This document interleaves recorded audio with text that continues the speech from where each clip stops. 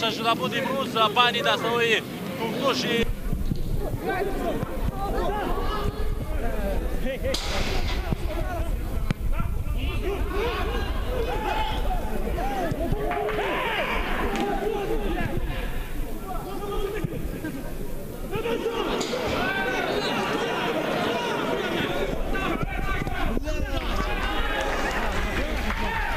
دست علیشیر با مرکز از طریق مرکز با هجوم میرود. علیشیر پاسی او با تبریز دولتمیر، امکانیت برای تبریز، ضربه زمینی و فرصتی خوبی گلزنی. دوبار با نقطه اجرایش ضربه 11 متره اشاره کرده. چی بود؟ خب نور نظرов مقابل منوچهر بازی کرد. اگر خوب کارگردان با ما باری دیگر نشون میدهد این نوار تکنوری رو فکر میکنم بهتر میشود در این لحظه پاسی فوتبال بازون. بیا دوستان باری دیگر متوجه میشویم که منوچهر جلیلوف چی طور است پای هفته. خوب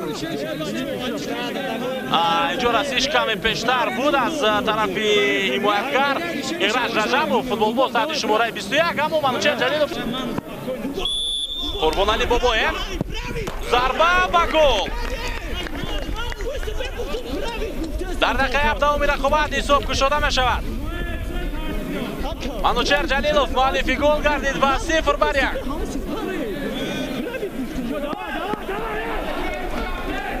متوجه می شویم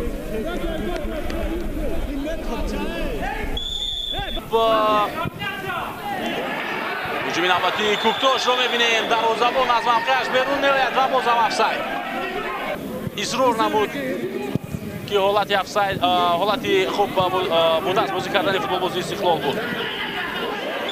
رستم از پای میافتد و کارت زرد و فوتبال بازی کوکتوش.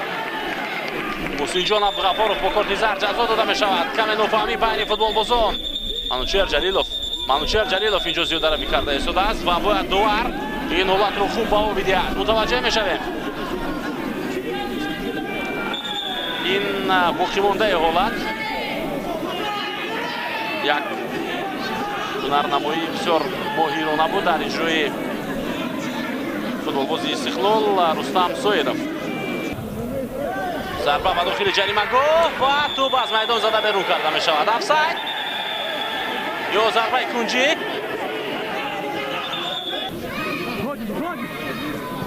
پاسی سربان استقلال و اتم نظرov ضربه و داخل جریمه گفت دروازه‌بان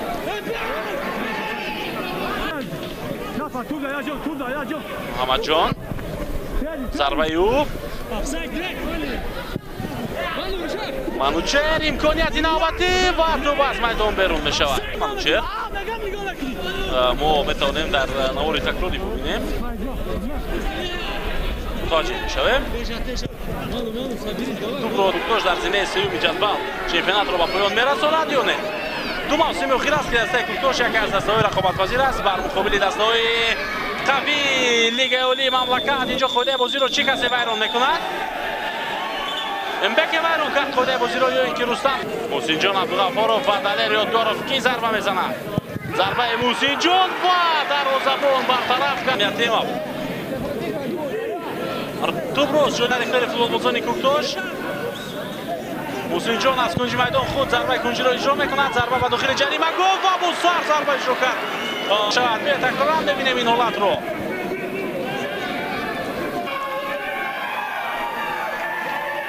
تکرارا ببینیم دلیر یادگارov پاس داد به داخل جریمه گفت. ضربه دلیر یادگارov به داخل جریمه گفت و رستم چی طور از یک حالت بسیار ناگوار دستش را نجات بخشید.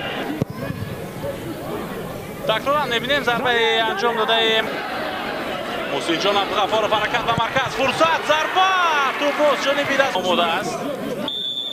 صدای شک دوباره بلند می‌شود. ضربه منوچهر و دروازه‌بان برمیگرداند ضربه رو.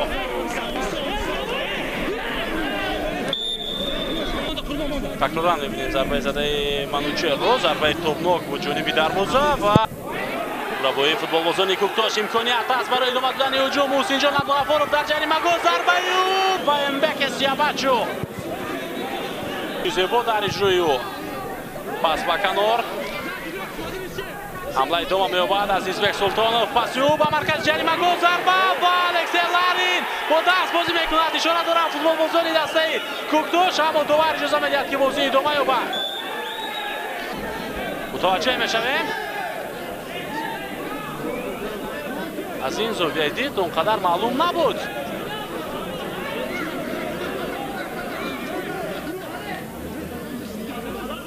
қарор дорад. партоби навбатӣ. имконият аст. зарба ва ба таври тасодуфӣ дарвозабони Истиқлол тӯбро бармегардонад. Куктош такроран мебинем. аз канори майдон омодааст ки тӯбро аз завд ба бозӣ ворид кунад. далер. паси ӯ ба маркази ҷарима гол зарба ва Рустам Ятимов сар такроран мебинем. ҳолатеро ки бояд ба по зарба занад ӯ бо сар мезанад. баъди паси далер ёдгоров. муҳиддин. зарбаи заминии Муҳиддин Одилов ба тӯб бадарони марказии дастаи Истиқлол хусусан Алексей Ларин ки ду нафар аз футболбозони Куктош бо тӯб қарор мегирифтанд. ҳуҷуми навбатии Куктош қоидаи бозӣ вайрон шуд аз ҷониби Ваҳдат Ҳанонов, аммо ҳамла идома меёбад. далер шояд худ зарба занад. ин навбат зарба гол! садои штаки довар баланд мешавад. чӣ ҳолат аст инҷо? мутаваҷҷеҳ мешавем. қаблан Ваҳдат қоидаи бозиро вайрон кард, аммо далер ёдгоров ҳамларо идома дод. аз Искандар гузашт, зарба зад. голи воқеан ҳам ҷаззоб ва диданӣ дар иҷрои далер ёдгоров, ним ҳимоягари дастаи Куктош. бисёр зарбаи олӣ. имконияти футболбозони Истиқлол. зарба ба дохили ҷарима гол ва дарвозабон бартараф кард ин ҳолатро. Муҳаммадҷон Раимов зарбаи навбатии ӯ. ҳуҷуми дастаи Истиқлол. фурсат ҳаст барои Алишер ва Манучер. зарбаи ӯ ва Бенҷамин Ассамоа бартараф кард. Табун аз мавқеаш дур буд. Ассамоа